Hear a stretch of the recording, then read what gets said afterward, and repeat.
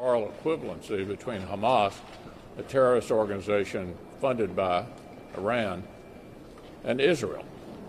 There are all kinds of differences. Number one, when Israel strikes, for example, they call the building and say, please get out of the building because we're about to attack it in order to minimize civilian casualties. Hamas is lobbing rockets into Israel to kill civilians. There is no moral equivalency here, and those who are calling for a ceasefire are basically suggesting that there is moral equivalency. I think we need to stand by our Israeli friends.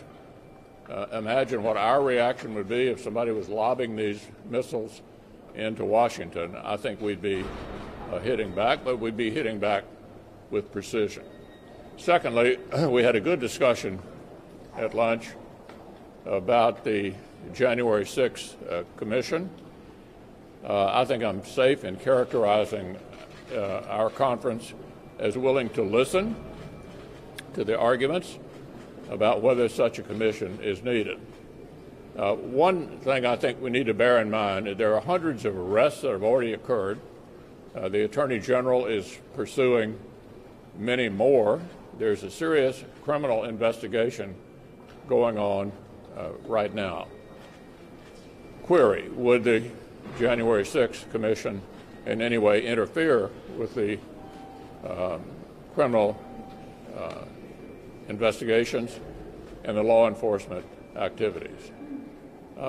Number two, we need to read the fine print. Even though the Commission appears to be balanced, my staff tells me that, in fact, the majority, the chair, who will be determined by Pelosi and Schumer, control all the staff hiring. So I'm not saying that we have decided this should not go forward, but if it's going to go forward, it needs to be clearly balanced and not tilted one way or the other, so we have an objective evaluation. So I think it's safe for you to report that we are undecided about the way forward at this point. We want to read the fine print, and if the majority leader puts it on the floor, we'll react accordingly.